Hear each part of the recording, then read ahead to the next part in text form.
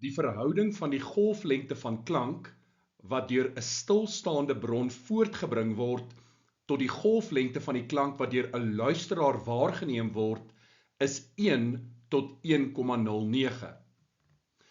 Die luisteraar beweeg teen 'n konstante snelheid.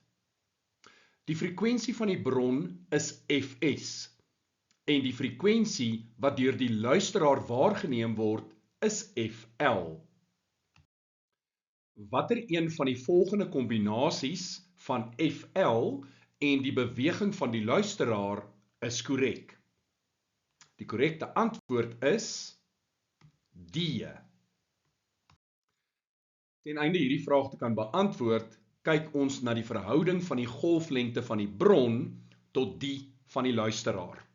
Nou kom ons herskryf dit as breuke en ons kruisvermenigvuldig.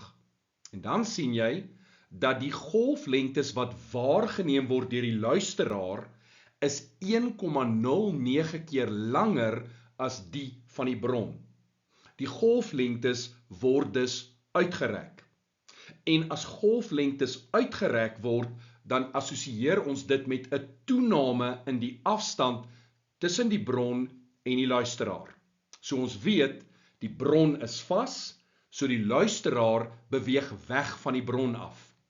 Nou verder weet ons ook dat die spoed van klank is gelyk aan die golflengte maal met die frekwensie.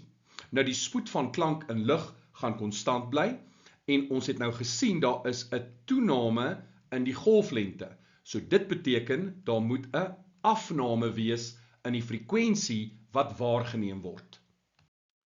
Ons het dus eerstens gesien dat die luisteraar wegbeweeg van die bron af, so dit is B of D, en ons het ook gesien dat as gevolg van daardie wegbeweging is daar 'n afname in die frekwensie. So die korrekte antwoord is D.